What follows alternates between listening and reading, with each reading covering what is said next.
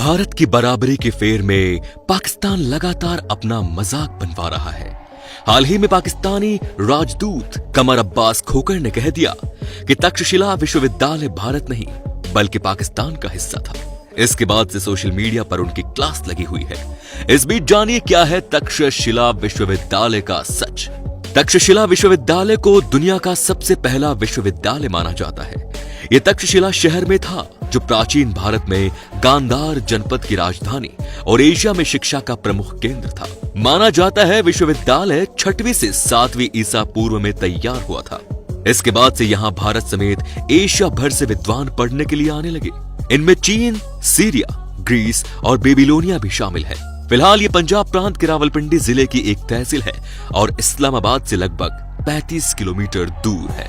वैसे इस विश्वविद्यालय का जिक्र माइथोलॉजी में भी मिलता है। कहते हैं कि इसकी नींव श्री राम के भाई भरत ने अपने पुत्र तक्ष के नाम पर की थी। बाद के समय में यहाँ कई सारे नए पुराने राजाओं का शासन रहा। इसे गांधार नरेश का राजकीय संरक्षण मिला हुआ था और राजाओं के अलावा आम लोग भी यहाँ पढ़ने आते रहे। वैसे ये गुरुकुल की शक्ल में था, जहाँ पढ़ने वाले नियमित वेतनभोगी शिक्षक नहीं बल्कि वही आवास करते और शिष्य बनाते थे।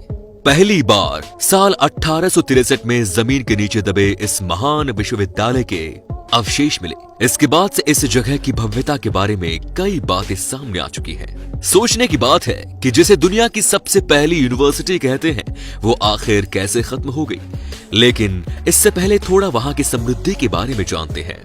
ये पूरी तरह से विकसित शहर था जहां पक्के मकान, पानी की निकासी की व्यवस्था, बाजार और मठ मंदिर थे। ये व्यापार का भी बड़ा केंद्र था और मसालों, मोतियों, चंदन, रेशम जैसी चीजों का व्यापार हुआ करता था। अब विश्वविद्यालय की बात करें तो यहाँ छात्र वेद, गणित, व्याकरण और कई विषयों की शिक्षा लेते थे। माना जाता है कि यहाँ पर लगभग 64 विषय पढ़ाए जाते हैं, जिनमें राजनीति, समाज विज्ञान और यहाँ तक कि राजधर्म भी शामिल था। साथ ही युद्ध से लेकर अलग अलग कलाओं की शिक्षा मिलती। ज्योतिष विज्ञान यहाँ काफी बड़ा विषय था। इसके अलावा अलग अलग रुचियां लेकर आए छात्रों को उनके मुताबिक विषय भी पढ़ाए जाते थे।